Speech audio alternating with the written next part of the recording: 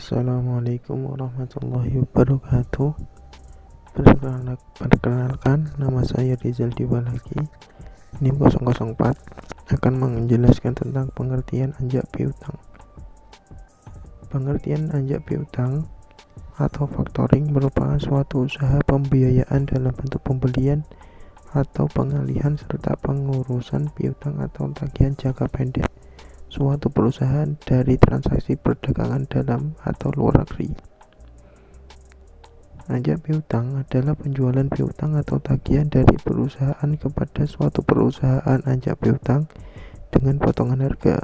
Pembelian piutang dari suatu bisnis oleh suatu perusahaan anjak piutang yang dengan demikian menanggung risiko kerugian sebagai pengganti pemotongan yang disetujui.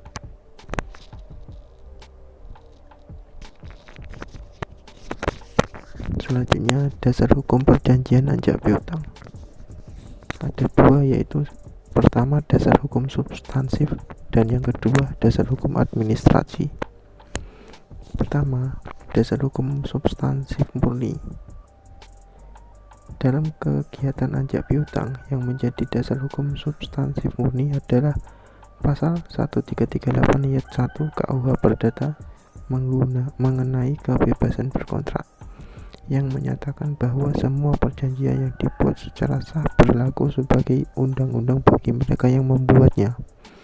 Yang kedua, dasar hukum substansi bertendensi. Yang kedua, dasar hukum substansi bertendensi prosedural. Ketentuan-ketentuan ini antara lain adalah pasal 613 yang mengatur tentang cesi atau pengalihan piutang atas nama. Selanjutnya pasal 1400 KUH Perdata yang mengatur tentang subrogasi, yaitu pergantian hak berpiutang oleh pihak ketiga yang membayar kepada pihak berpiutang. Pasal 1457 KUH Perdata sampai pasal 1540 KUH Perdata yang mengatur tentang perjanjian jual beli.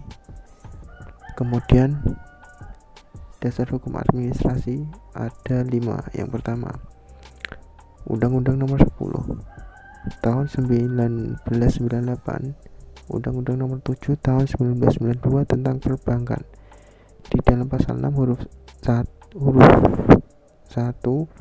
UU Nomor 7 Tahun 1992 terdapat alas hukum bagi bank untuk melakukan kegiatan anjak piutang, sekaligus memberikan pengertian apa yang dimaksud dengan istilah factoring, yang dalam hal ini dipakai istilah anjak piutang.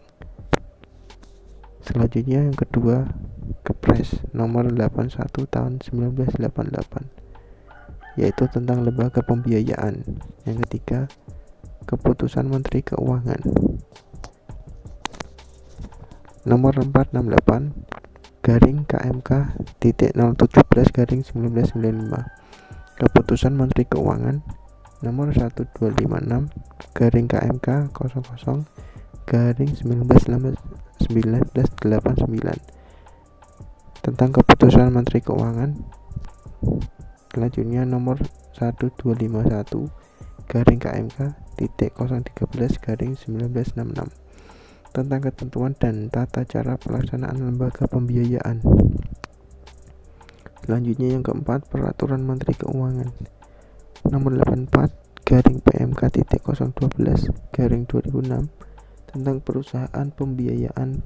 Pasal 1 huruf E bahwa anjak piutang atau factoring. Yang kelima, terakhir, Peraturan Presiden Nomor 9 Tahun 2009 tentang lembaga pembiayaan.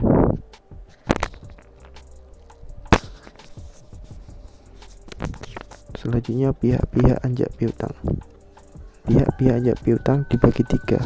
Pertama, kreditur atau klien. Yang kedua, perusahaan anjak piutang atau factoring. Yang ketiga, debitur. Kreditur merupakan perusahaan yang menjual piutang dagang jangka pendek kepada perusahaan pembiayaan, seperti menyerahkan tagihannya untuk ditagih atau dikelola atau diambil alih dengan cara dikelola atau dibeli sesuai perjanjian dan kesepakatan yang telah dibuat. Yang kedua, perusahaan anjak piutang atau factoring merupakan perusahaan yang akan mengambil alih atau dikelola piutang atau penjualan kredit debiturnya. Yang ketiga, debitur merupakan pihak yang mempunyai masalah atau utang kepada kreditur atau klien.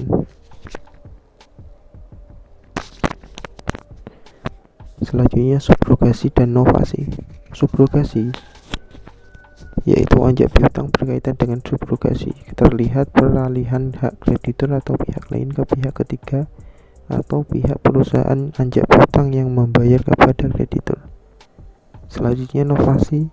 Novasi adalah pembaharuan hutang. Dalam hal ini, hutang yang lama habis dan diganti dengan hutang yang baru. Selanjutnya, pengertian prepayment. Pengertian prepayment dalam factoring atau anjak piutang. Yang dimaksud dengan prepayment dalam factoring adalah harga pembelian kredit yang dibayar terlebih dahulu oleh perusahaan faktor sebagai pembeli piutang kepada pihak klien sebagai penjual piutang. Prepayment atau pembayaran awal ini tidak sama dengan tanda jadi atau down payment pada suatu transaksi biasa, sebab prepayment dalam transaksi factoring biasanya sudah mencakup antara 80% sampai 90% dari harga jual, jadi memang sudah merupakan bagian substansial dari harga beli. Sedangkan bisa selebihnya akan dibayar begitu tagihannya lunas ditarik dari customer, tentunya setelah dipotong biaya dan fee untuk perusahaan faktor.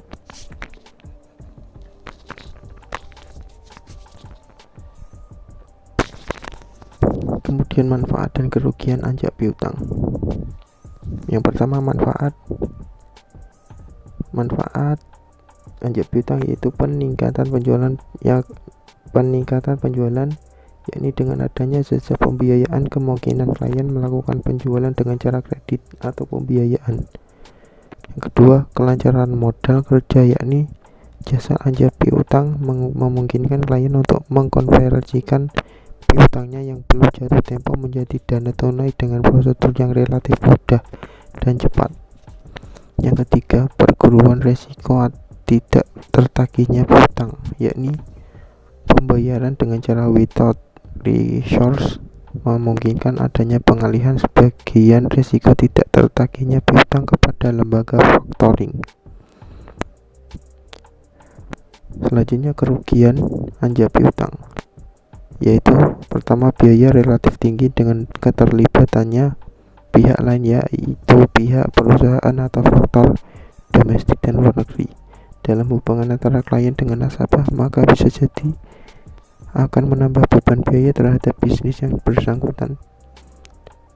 Yang kedua, bisnis rentan risiko karena hakikat yang inherent dalam institusi factoring seperti absennya kolateral, maka dapat menimbulkan anggapan bahwa bisnis dari perusahaan faktor mengandung risiko yang tinggi terhadap keberhasilan dalam menagih piutang.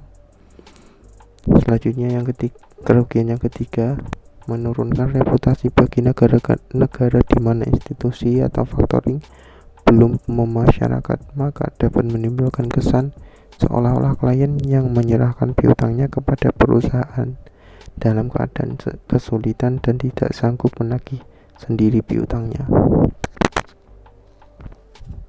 Yang terakhir, mekanisme anjak piutang dalam hukum Islam.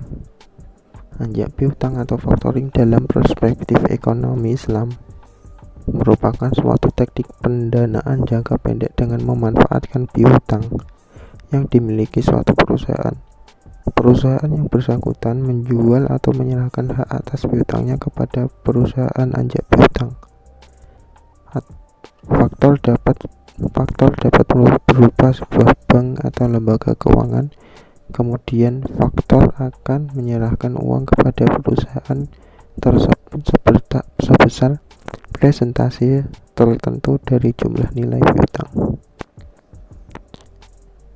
Sekian yang dapat saya sampaikan, semoga bermanfaat. Wassalamualaikum warahmatullahi wabarakatuh.